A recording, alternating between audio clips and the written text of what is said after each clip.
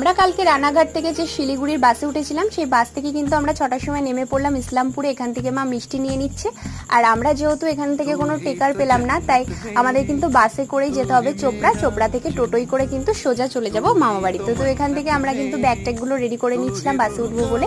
তার আগে ভাবলাম একটু চা বিস্কুটি খেয়ে নেওয়া যাক। আমি ভাই বোনদের জন্য নিয়ে নিলাম কয়েকটা চকলেট।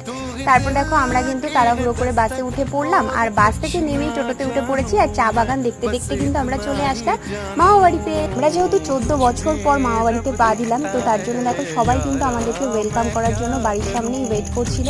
আর আমরা কিন্তু অনেকদিন আগে থেকেই প্ল্যানিং করছিলাম আসবো বলে, কিন্তু এই আশাটাই যে এইভাবে আসতে হবে আমরা ভাবতেই পারিনি। কারণ দিদার কাজ করা হয়েছে বাড়িতে, তোমরা দেখেছো অবশ্যই আমার আগের ভিডিওতে। আর এটা যেহেতু মামারা কাজ করবে, তার জন্য কিন্তু আমাদের এত তাড়াহুড়ো করে আসা। বয়স হলে তো মানুষ মারা যাবে, কিন্তু আফসোস থেকে গেল 14 বছর পর মামা বাড়িতে আসলাম, কিন্তু দিদার সাথে আর দেখা হলো না।